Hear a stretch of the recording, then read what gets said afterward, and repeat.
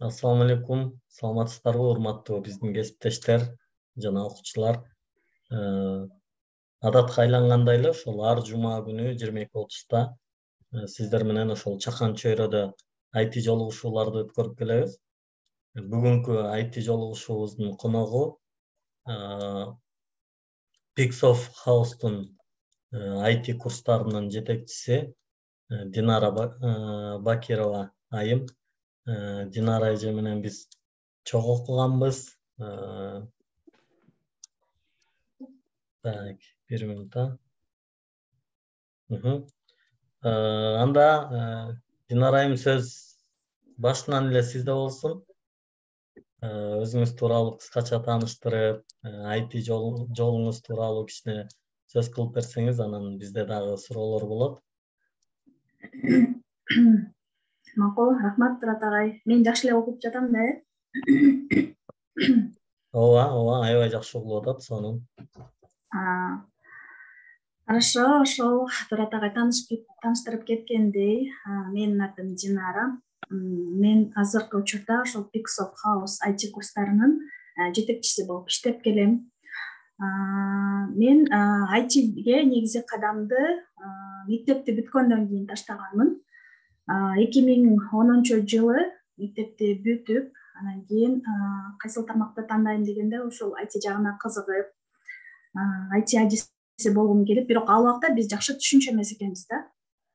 IT адиси деген бул ойлочубуз да, жанагы банкта туруп хакерлер, же болбосо кандайдыр бир ушул нерселерди жасаган балдар көбүнчө хакер сыяктуу элестетип эле баардык нерсени билген, компьютерде отуруп алып кечке момунтта эле отурган адамдарды элестетишкенбиз. Анан ошондой адам болгубуз келип, анан ошондой максатта Политехникалык университети, азыр КГТУ деп айтылат, Кыргыз техникалык университети бар, Разаков атындагы, ошол жакка ФИТ факультетине, информационный технология факультетине ошол бюджетке өтүп, ошол жактан IT адистикти баштаганбыз да.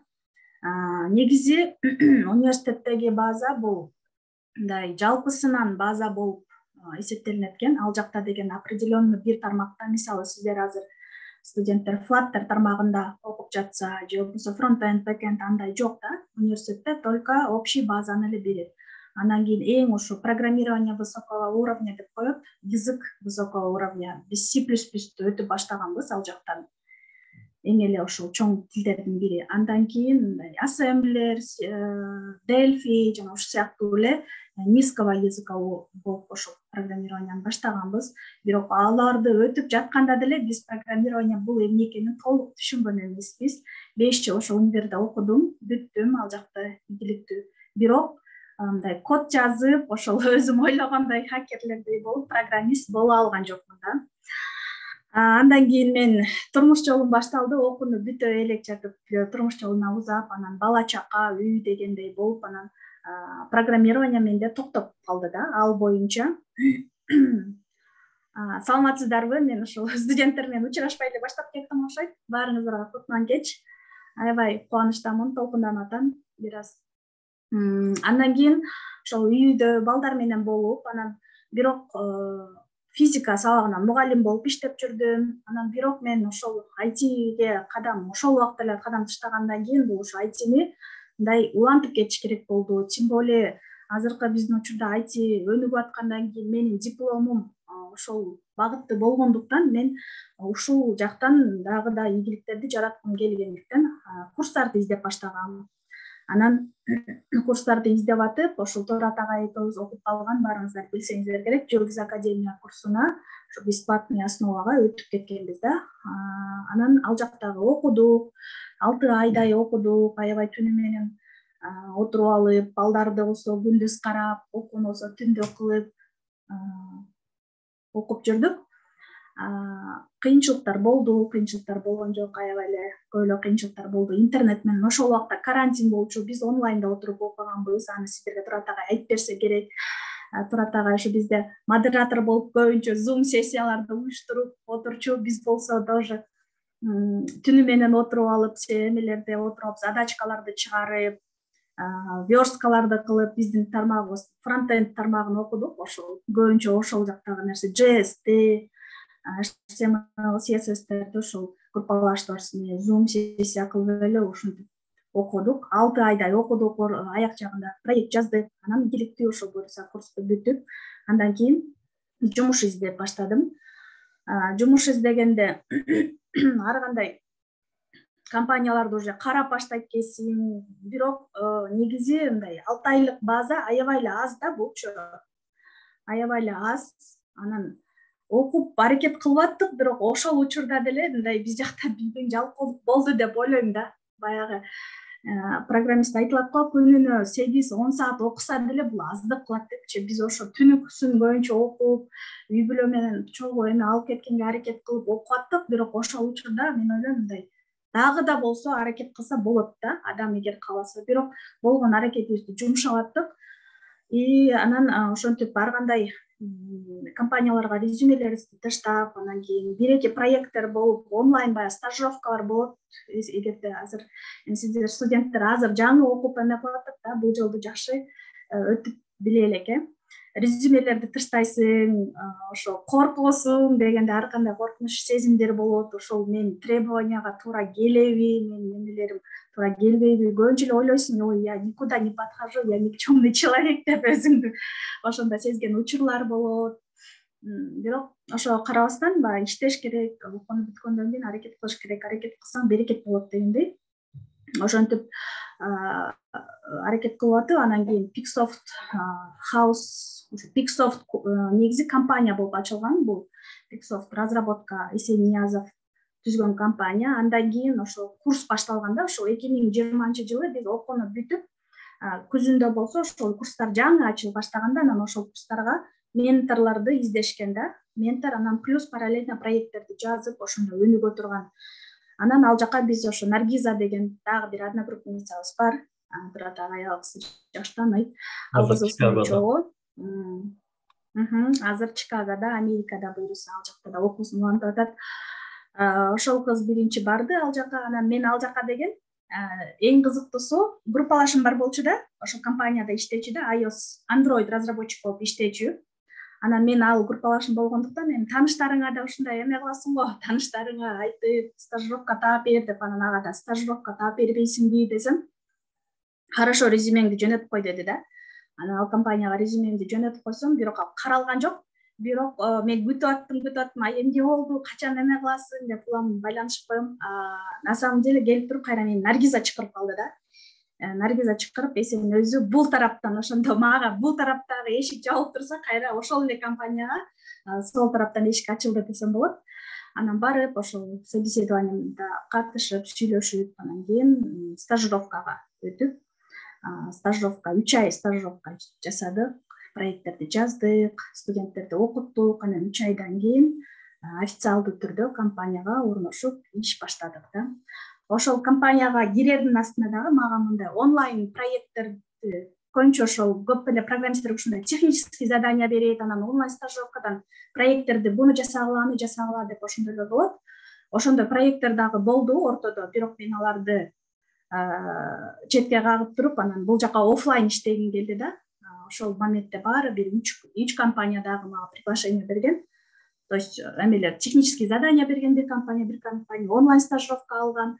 Аларды болсо мен отказ берип туруп, анан толугу менен бул компаниядан офлайн жумушумду баштаган болчумун да. Буюрса ошол убактан бери азыр жакшы иштеп атабыз, өнүгүп атабыз, өсүп атабыз деген компания менен чогуу бирге ошон буюрса. Чоң рахмат, Динара. Абдан кызыктуу. Чындап биздин ошол Жылдыз академияда окуп жүргөн күндөрүбүз аябай эстен кетпейт. Өтө бир кызык күндөр эле. Анан биз үчүн аябай жаңы тармак болуп, күндөп убакыт бөлүп, карантин. Бирок ошо дагы деле эстейм, мындай карантинди элдин баары мындай жаман көрүп, ошо карантин тажапты деп атканда биз мындай дайыма сүйүнөт элек го, рас эле ушул карантин болуптур деп. Ооба, бизге кандайдыр бир мүмкүнчүлүк ачылып. Ооба. Чоң рахмат. Биздин компания тууралуу кичине кыскача маалымат бере кетейин. Ошол сиздер менен чогуу окугандан кийин мен фронтендти алып кете албадым, сөздүн ачыгы эле. толук мындай аягына чыга албай, аябай стресс болуп, анан өзүмө жаңы бир жол издеп, анан ошол Flutter тармагын тапкан болчумун. Азыр Flutterдеги ошол биздин негизги партнерубуз ошол азыр Ахматов IT компаниянын ошол негиздөөчүлөрүнүн бири Азамат агай сунуштап калды, келгиле мен Flutterди үйрөтөйүн деп. Анан ошол Азамат агай менен бирге Flutter үйрөнгөнбүз. Андан кийин ошо Ахматов IT компания деп түзүп чыгып, алгач биз биринчи бир 20 адамды алып окуттук. Ал 20 адамдын ичинен ошол 4-5 иш менен камсыз болду. Анан өзүбүзгө ишеним пайда болуп, демек биз ошо программисттерди чыгара алат экенбиз деп, андан кийин активдүү группаларды алып окуттук. Азыркы учурда 9-чу группабызды ачалы деп даярданып атабыз. 8 группа окуттук. 8 группа. Ооба. Абдан көп адамдар ошол жерден мындай IT менен таанышып, эми азыр деле көпчүлүгү мындай иш таба албай кыйналып турган учуру бүгүн суроолорубуз ошонун негизинде болот. 2 адамды Швейцарияга жумушка киргиздик. Абдан жакшы бир IT менен. Бир адамды биякта Кыргызстандын бир 2 адамды Кыргызстанда компанияларга киргиздик. Анан өздөрү жумуштап кирип кетип аткан досторубуз дагы бар. Анан бир 5-6 адам өзүбүздө иштеп атат. Биз дагы азыр ошо заказдарды алып иштеп баштадык. Биздин негизги максат ошол Кыргызстан ичинен заказдарды алып иштөө, анан мүмкүн болсо ошол аутсорсингге чыгуу болчу, чет өлкөдөн. Эми аутсорсингдеги негизги максат Америка. Ал жактан заказдарды алып иштесекпи дегенбиз. Бирок айрым талаптарга дагы деле мындай Америкага жооп бере албайт экенбиз, анткени 1 жылдык жок дегенде налог төлөнгөн болуш керек экен, алар бизге акча жөнөтүш үчүн. Командада жок дегенде ошо бир 3 жыл, 5 жылдык тажрыйбасы бар, минимум сеньор баягы middle'дан өтүп калган же ушундай бир күчтүү адис болуш керек экен. Ошол талаптарга азырынча жооп бербегенибиз үчүн ошол аутсорсингге чыга элекпиз. Бирок Кыргызстан ичинде бир 2-3 заказ алып азыр иштеп атабыз. Ошондой биздин жолубуз сиздер менен айрылгандан кийин ушул жакта уланган. Анан азыр ошол биздеги окуп аткан группалардан бир эле ошол 8-чи группабыз калды. 7-8-чи группабыз окуп атат. 7-чи группабыз бул Офто офлайн окуйт. Офтода филиал ачканбыз. 8-чи группабыз болсо онлайн окуйт. Андан башкалары азыр ошол жумуш табуу жагынан абдан кыйналып турушат. Ошол суроодо эми мындай жумуш табууда кандай нерселерге көңүл бурушса жумуш таап кете алышат биздин досторубуз. Биз да мүмкүн болушунча аракет кылып атабыз, жардамдашып атабыз. Азыр мен көп эле компаниялардын HR-лары менен мындай жакын тааныш болуп калдым окшойт, ооба.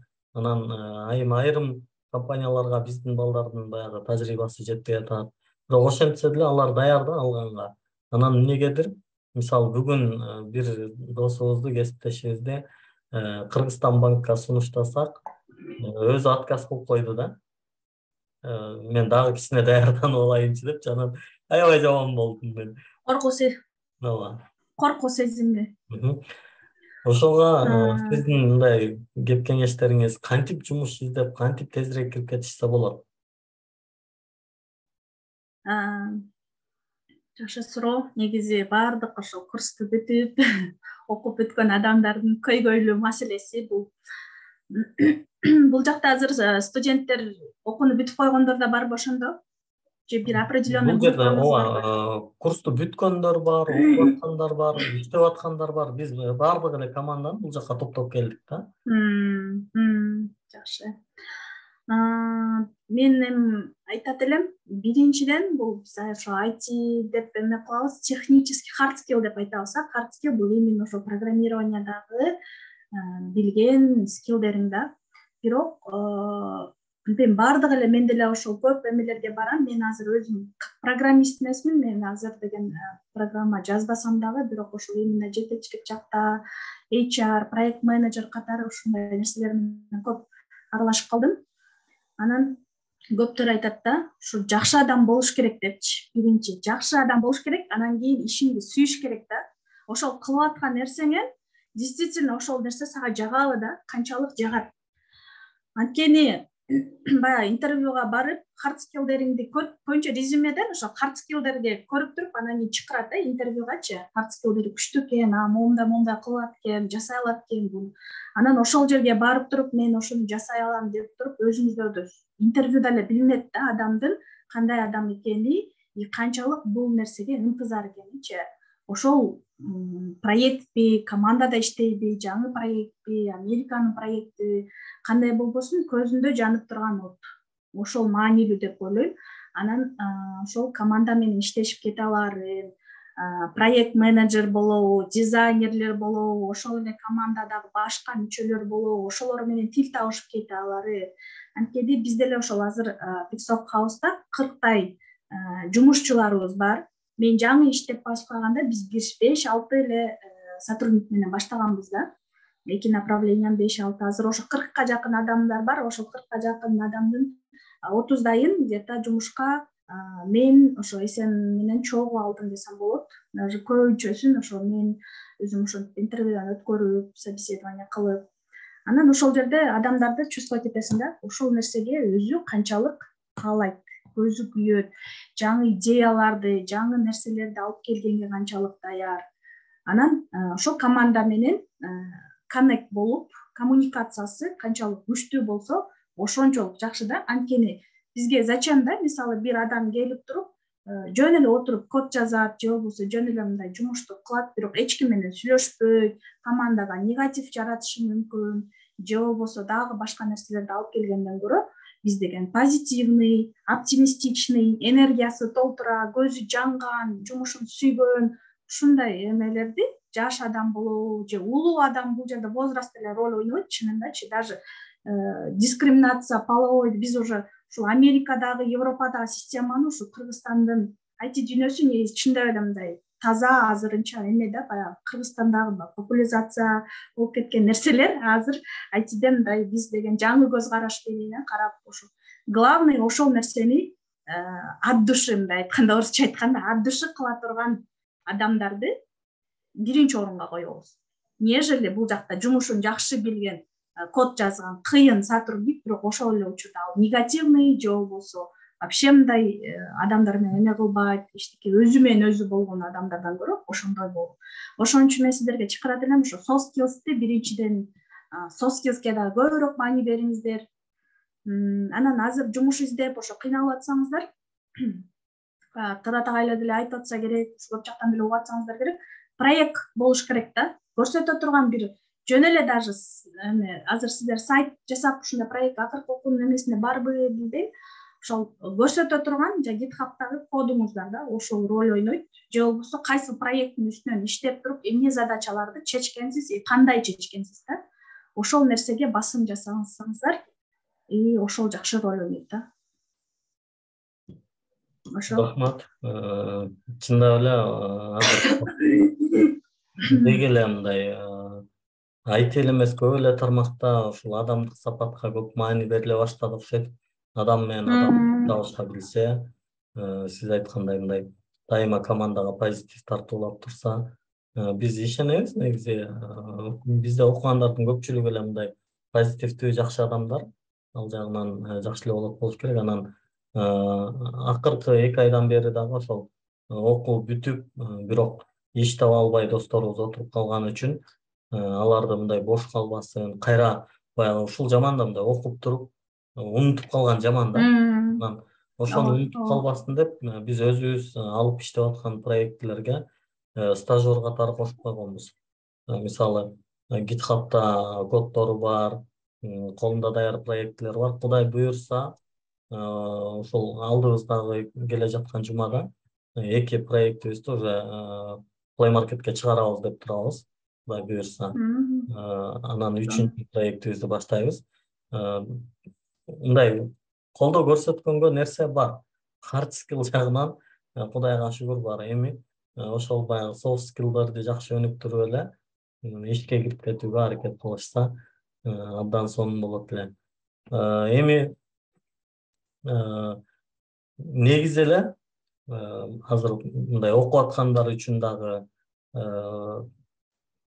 эмне дейт элеңиз? Мисалы, ошол жакшы бир жумуш таап кетүү үчүн канчалык аракет кылып окуса жакшы болот? Мисалы, күнүгө канча саат бөлүп мындай карап туруш керек? Даже мисалы окуп бүткөндөр деле ошол колундагы бар билимди жоготуп албаш үчүн мисалы ушул тармакка күнүгө канча көңүл буруп турса жакшы болот? Негизи биз окуп жатканда ошол 4 сааттан кем эмес 5 задачка чыгарасыңар деп бизге условия коюлчу эле. Ошол 5 задачканы дагы биз кээде чыгарбай калчубуз да. Экөөсүн чыгарчубуз, үчөөсүн, бирок ошол хотя бы бирөөсүн чыгарсаң дагы бир күндө ошол 1 задачаны чыгарып аягына чыгарсаң бул сонун опыт да. То есть баарына эле айтылат бул нерсе. Баары практиканын жүзүндө келет депчи. Ошол эле опытты дагы практиканын жүзүндө аласыздар да. Мен ойлойм ошол окууга негизи кеминде бул вообще айтиге өзү кеминде дегенде 8 саат, 6 сааттан өйдө 4 саат дагы кем болот да. Антип отуруп эле караганча негизи 4 саат өтүп кетет да. Бир коддун бир ошибкасын издесең деле 4 саат өтүп кетет да, кээде болот андай нерсе.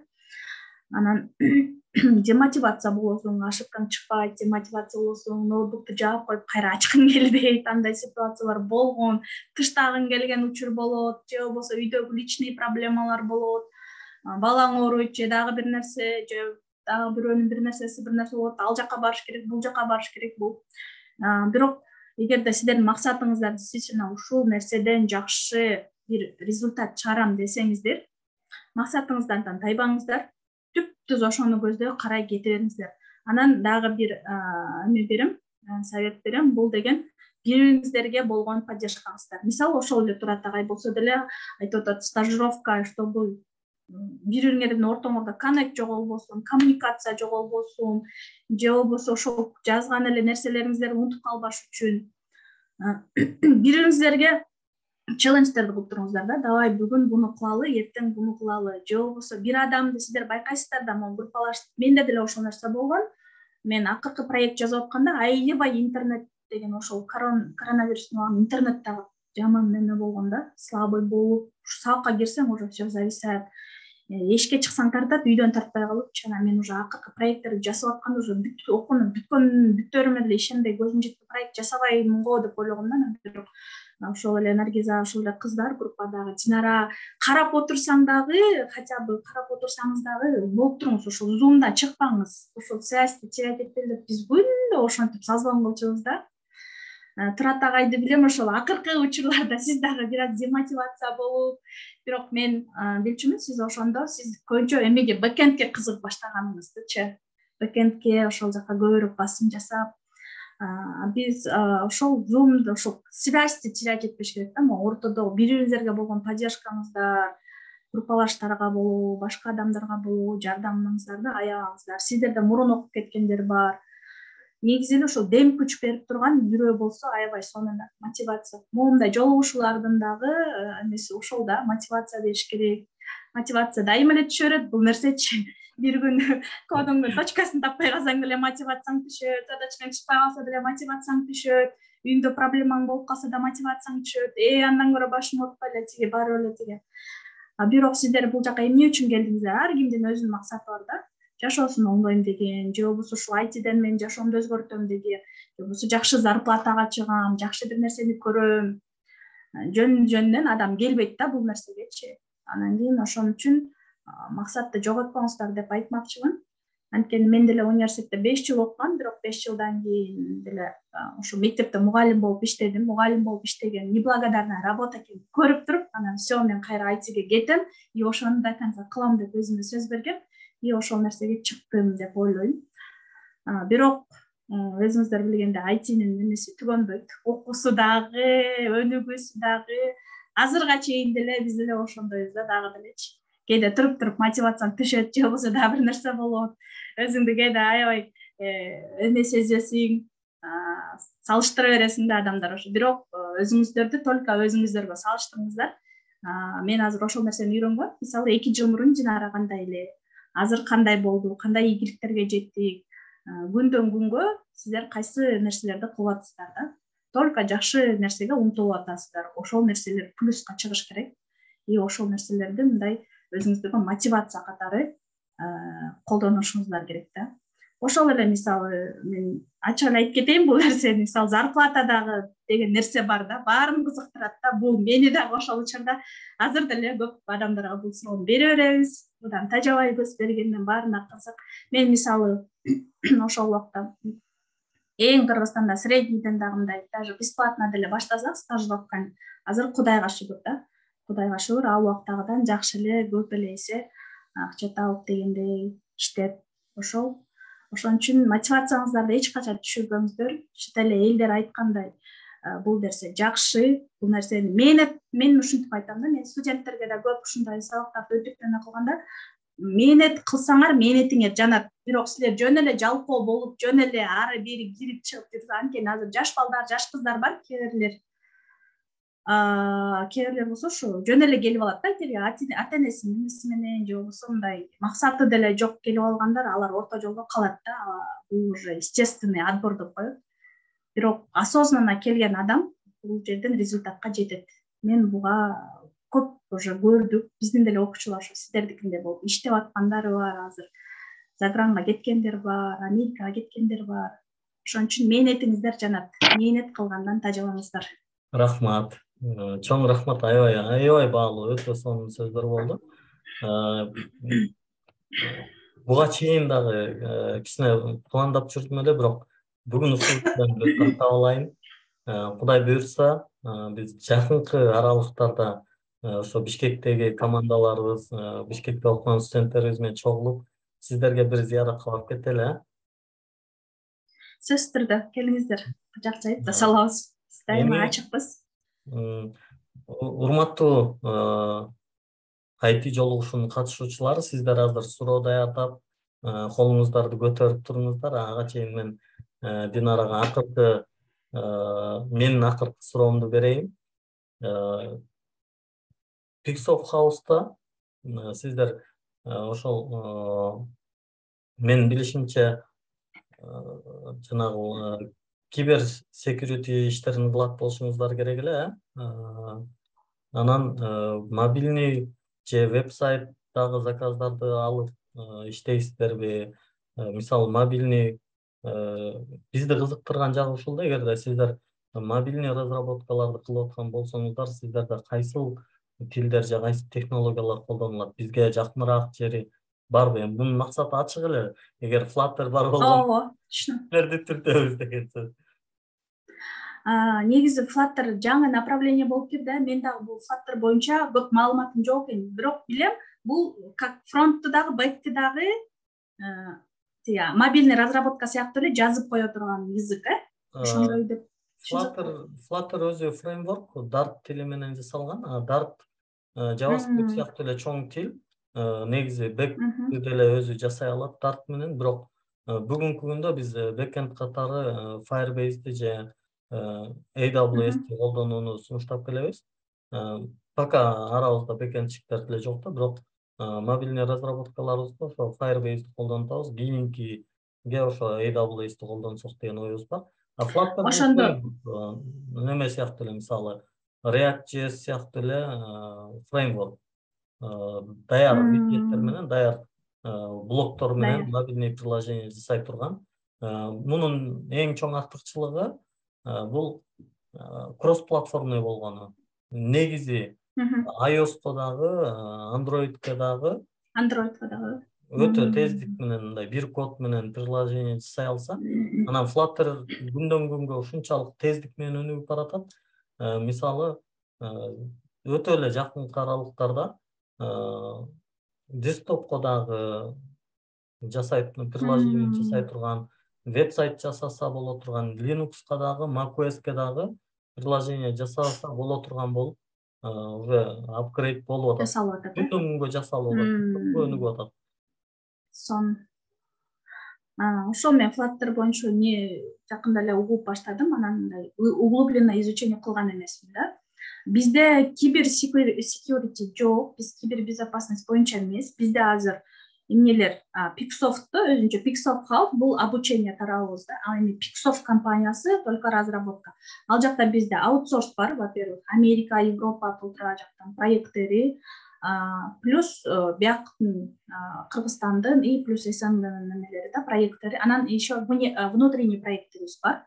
Аларды айтып кетсем, бизде Shopix деген приложенияны барыңыздар билсеңиздер керек. Бул болсо баягы онлайн деме да, платформа, где Инстаграмдагы баардык магазиндер чогулган да, бир жерде кийим болобу, башка нерсе болобу, ошол сыяктуулар. Андан кийин Тайган деген приложение, бул служба курьерской доставки.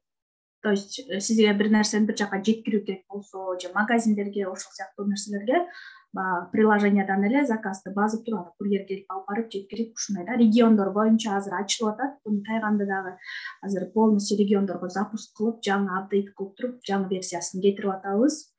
Андан кийин аутсорста ар кандай көп веб дагы бар, мобилдик приложениялар бар. Көбүнчө бизде ошол iOS, Android иштешет. Анан основной языктар Java, React Native менен, JavaScript, React Native, Node.js менен деле бэкенд жазышат өздөрү.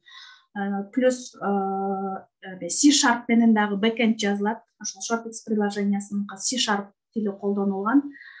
Бирок Flutter боюнча бизде разработчиктер жок. Flutter'ды колдоно элекпиз биздин проекттерге.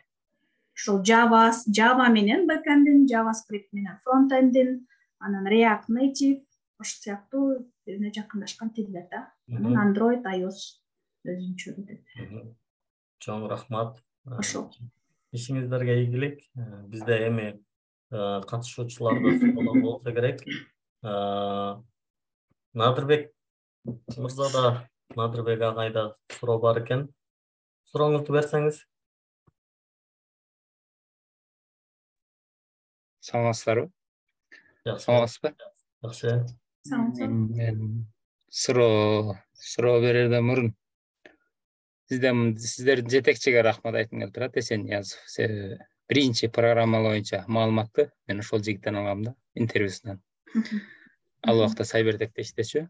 Анан экинчи суроомду Турат агай берди, 3 суроом бар эле. Анан үчүнчү суроо, сиз ошол көбүнчө ушул жумушка алып жаткан интервью боюнча көбүрөөк ошол жагында иштейт. Ошол боюнча бир аз айтып бербейсизби, кандай эмнелерге көңүл бурат? Биз айттыңыз, бирок дагы бир аз толук процессти жакшы резюмени кандай резюме боюнча дагычы, бизде азыр көбүнчө ошол жумушка аракет кылып жаткандар боюнча да. Резюмени кандай толтуруш керек, ошол боюнча бир аз да кененирээк айтып берсеңиз жакшы болот. Рахмат. Негизи, сизге рахмат, Надырбек мырза. Резюме толтуруу боюнча сиздер сабак өтөсүздөрбү студенттерге? Кантип туура резюмени толтуруш керек? Негизи буга чейин өтүлгөн эмес, бирок уже жакынкы пландарга койдук дагы. Ушул айдын ичинде бул планда бар. Резюме боюнча уже планда бар. Анткени бизде ошол нерсе бар. Биз дагы студенттерибизде баягы акыркы эмелерди, алар деле ошол көп адам жакшы резюмени туура толтуруу жолун билбейт да. Анан бул боюнча өзүнчө бир мастер-класс өтүш керек.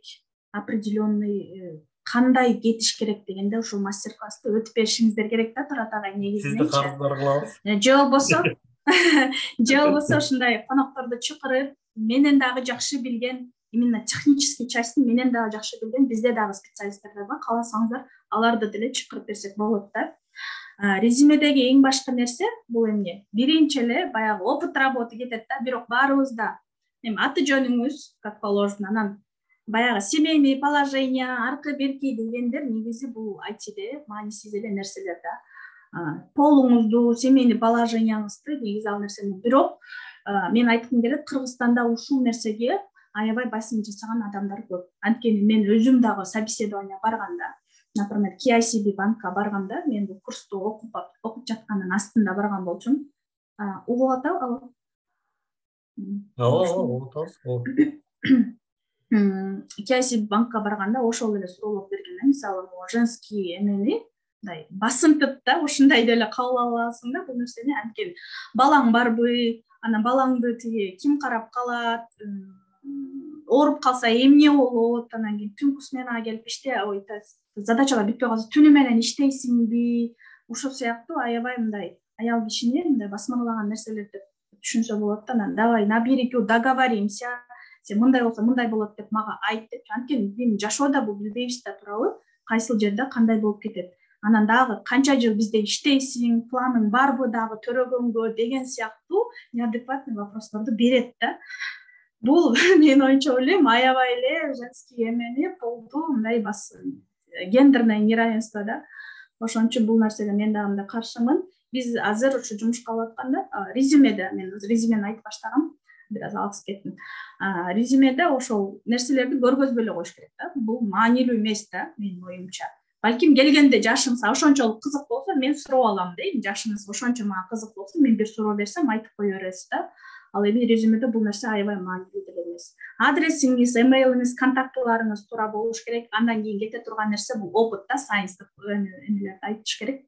Опыт работы эми бизде, сиздерде дегенде, точнее жаңы бүткөн сотрудникте опыт работы жок туурабы, стажердо.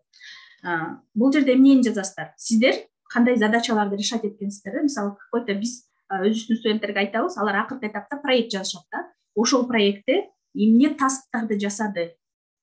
Ошол эле GitHub'да коду бар, GitHub'да аккаунту бар, ошол жака ссылка коюп, кандай тасктарды жасады, кандай проблеманы чечти, кайсыл частын жазады, сайнинин жазады, сайнапты жазады, же болбосо дагы бир нерсе футердеги бир нерсе бөлүктү жазады, анан проблема чыкканда ошол проблеманы эмне кылып решать этти. Ушул нерселер бул сиздердин мындай эң важный качестволоруңуздарды, навык дегендерди ошол жерден эле көргөзүп койсо болот да. Ошол жерге жазасыздар. Андан кийин опыт жок болсо дагы ошол нерселерди жазыш керек да. Анан кандай проекттердин үстүндө может иштегенсиздер да.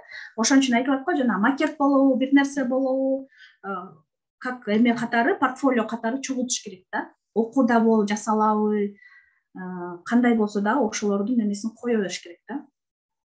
Кодуңар, ладно, кодуңардын ичин чукулап, анын баарын бирден кодуңар текшерип, антип деле, мисалы биздин компанияда мен көргөн жокмун да.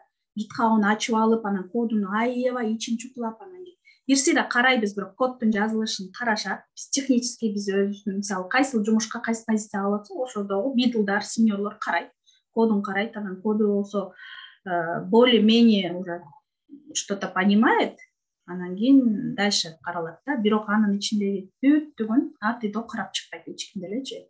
Бирок ошол нерсе бар болсо бул плюс. И дальше кай жакта окуганыңыз, образованияңыз, дополнительный курстар барбы, эмнелер бар, ошолорду жазасыз. И последний бул навыктар да. Сиз эмне кыла алганга жөндөмдүсүз. Мисалы, командага сонун маанай алып келип берет. Же болсо мындай бат-баттан бир нерсени чечкенге дайынмын. Же болбосо бат үйрөнүп бат маселелерди чечем. Же болбосо бат задачаны срок дедлайндан ашпай аткарам. Ушул сыяктуу жакшы өзүңүздүн качествоңуздарды бул нерсени мактанып жазыш керек. Резюмеге негизи можно прибрать чуть-чуть, бирок ашырып жибербеш керек да. Кичине өзүңүздөрдүн мындай жакшы жактарыңыздан, адам өзүн эмеш кыйын да. Негизи эле адам өзүбүздү самооценкабызды всегда түшүрөбүз да. Бул аябай буну дагы мындай эме кылыш керек да.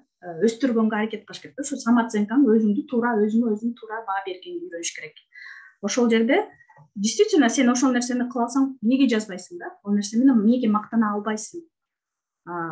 Бул нерсени мисалы башка мамлекеттегилер өздөрүнүн эң жакшы качестволорун жазганды, айтканды да билишет. Биз болсо ошол нерсени даже айткандан уялабыз, жашы эметебиз.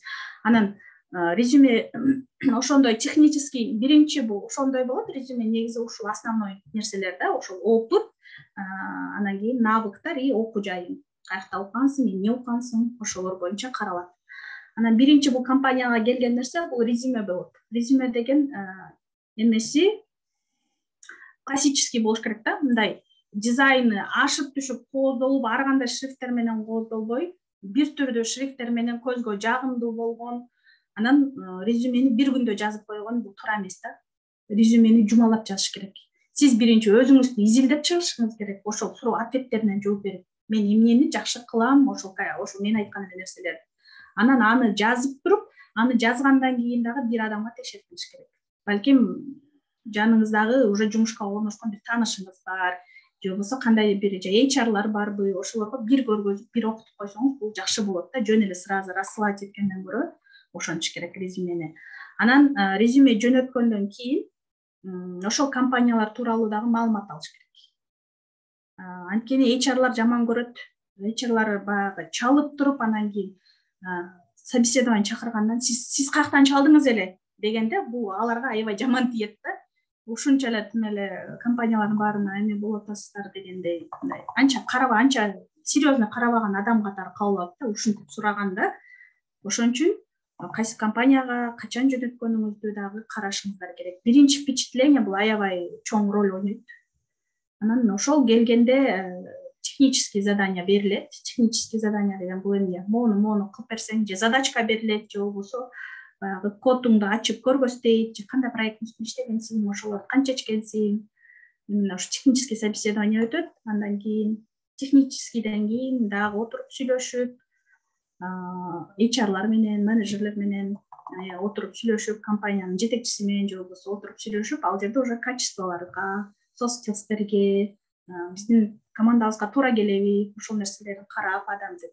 Анан уже мындай жакшы эме болсо, анан уже стажировка же болбосо испытательный срок катары 1 ай же 3 ай назначить этилет. Анан ошол учурда өзүңдү канчалык жакшы көргөзсөң, ошончолук оплатаңды дагы айтканга уже мүмкүнчүлүк болот. 3 айдын ичинде өзүңдү көргөзүп туруп, анан эмнеге претендовать этесиң да, ошол нерсени и өзүңдү дагы көрсөткөнгө мүмкүнчүлүк түзөт да ошол жерде. Ошол. Чоң рахмат. Аябай сонун болду. Анан бул жерде уже дагы бир нерсе чыгып калды. Кудай буюрса Pixsoft House'тан же Pixsoft'тон ошол биз ушул айда, кудай буюрса бүгүн азыр сизден кийин жолугушуудан кийин мен баарына ушуну тапшырма берейин деп аткам. Бир үлгү катары колубузда бир резюме бар эле, ошого окшотуп резюме жасагыла, андан кийин жок дегенде бирден компанияга жөнөткүлө деп, андан кийин ошол бир HR же ошондой бир технический бир адистерди чакырып келип, бир мастер-класс өткөрүп, анан баарынын бир резюмелерин жалпы бир текшерип багып, работа надо шыккан. Ооба. Жакшы болду. Кудай буюрса сиз менен байланышта болуп туралы, ошо Pixsoft'тон бир жакшы адис кийинки бир IT жолугушууларга алат экенбиз анда. Кудай буюрса чогулуп бир сиздерге барып конок болобуз. Алдыда мындай себеби булар өтө маанилүү да, баягы адамды ошол толугу менен мындай байлап тура турган нерселер. Мен байкашымча башка суроолор жок окшойт. Менде дагы суроо жок.